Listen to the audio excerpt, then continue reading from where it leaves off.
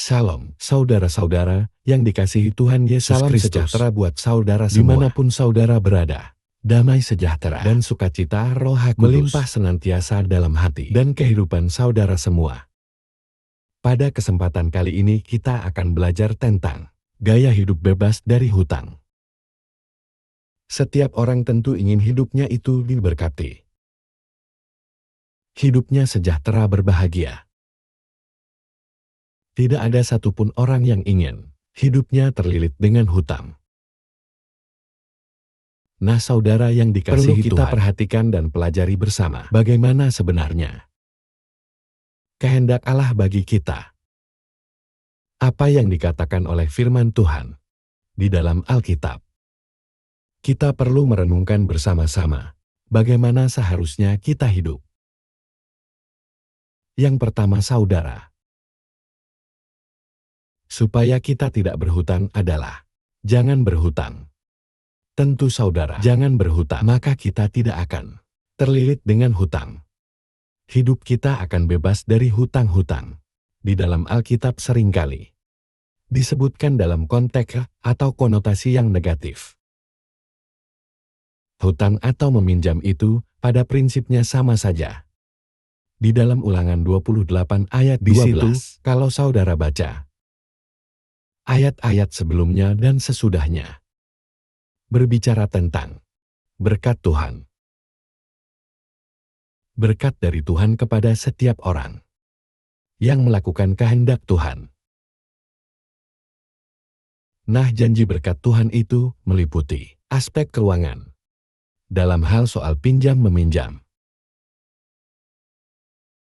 Setiap orang yang diberkati Tuhan, di situ dikatakan, dia akan memberi pinjaman dan tidak akan meminjam. Pada ayat-ayat selanjutnya disebutkan bahwa kutuk akan menimpa orang-orang yang tidak melakukan kehendak Tuhan. Dan di dalam kutuk itu juga mencakup soal pinjam-meminjam. Bahwa kamu akan meminjam. Dan bukan meminjamkan. Ini kembali lagi. Kalau kita memahami konteks meminjam atau berhutang, maka itu konteksnya adalah cenderung negatif. Saya tidak akan membahas lebih dalam tentang hal ini. Ada aspek-aspek yang perlu kita renungkan bersama. Tetapi intinya saudara, Tuhan menghendaki agar kita tidak berhutang. Itu pertama. Jadi jangan berhutang saudara, Tuhan mau memberkati kita.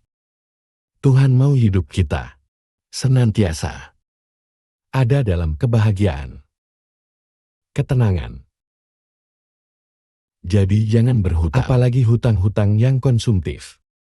Saudara ingin beli mobil baru, ingin beli HP baru, ingin beli motor baru, rumah baru, baju baru, apapun yang sifatnya konsumtif. Jangan berhutang. Jangan tergiur dengan godaan. Kredit 0%. DP 0%. Apapun itu yang pada akhirnya akan membuat saudara terikat dan diperbudak oleh hutang saudara. Amsal 22 ayat 7 di situ dikatakan orang kaya menguasai orang miskin. Yang berhutang menjadi budak dari yang mengutangi.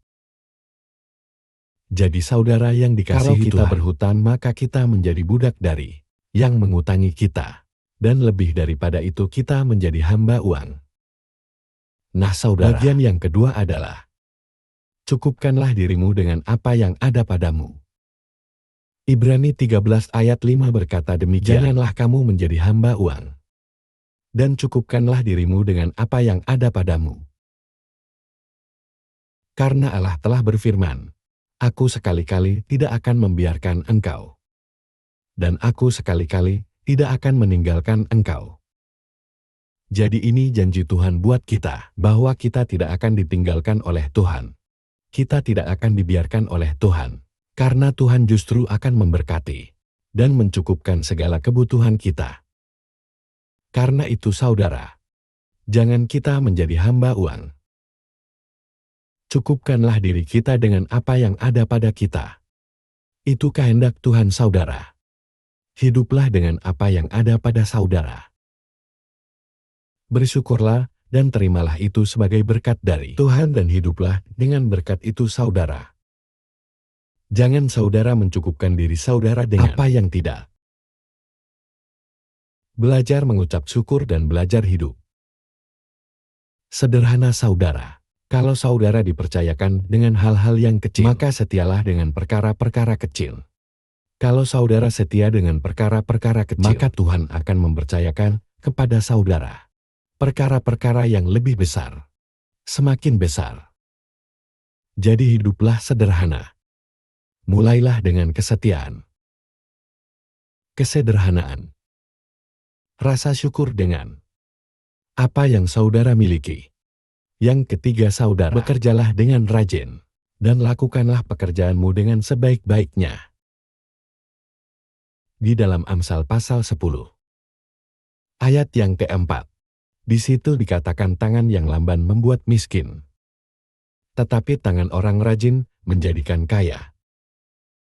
Jadi kita tidak boleh juga saudara hidup bermalas-malasan, tidak mau bekerja. Saya tidak berbicara tentang keterbatasan-keterbatasan fisik yang membuat seseorang tidak dapat bekerja. Itu berbeda saudara. Ya, ada kondisi-kondisi tertentu yang membuat seseorang tidak bisa bekerja, tidak mampu bekerja. Tetapi saya berbicara secara umum. Kepada setiap orang yang rata-rata diberikan kemampuan oleh Tuhan untuk bekerja, maka kita harus bekerja dengan rajin, dengan sebaik-baiknya. Itulah yang dikehendaki Tuhan bagi kita. Lakukan pekerjaanmu. Tentu pekerjaan yang baik yang dikehendaki Tuhan, yang tidak bertentangan dengan firman Tuhan, yang saudara bisa lakukan. Tuhan pasti akan menolong dan memberkati saudara. Tuhan akan menyertai kita dalam setiap pekerjaan kita. Kalau tiga hal ini saudara, kita lakukan gaya hidup ini, maka kita akan terbebas dari hutang. Justru kita akan meminjamkan kepada orang lain. Kita akan memberi pinjaman dan tidak meminjam. Konsep ini juga saudara harus kita pahami ketika kita diberkati Tuhan. Maka kita harus juga memiliki hati yang berkemurahan kepada orang lain. Mengasihi orang lain. Membantu orang lain. Itulah saudara yang dikehendaki Tuhan ketika saudara hidupnya diberkati dengan berkat-berkat materi. Di situ saudara memuliakan Tuhan lewat apa yang saudara lakukan. Puji Tuhan saudara. Jadi tiga hal ini. Yang pertama, jangan berhutang. Yang kedua, cukupkanlah dirimu dengan apa yang ada padamu. Dan yang ketiga adalah, bekerjalah dengan rajin dan sebaik-baiknya. Tuhan akan senantiasa memberkati dan menolong kita, dan hidup kita akan senantiasa dipenuhi dengan damai sejahtera dan kebahagiaan dari Tuhan. Tuhan Yesus memberkati. Sampai jumpa dalam renungan berikutnya. Haleluya.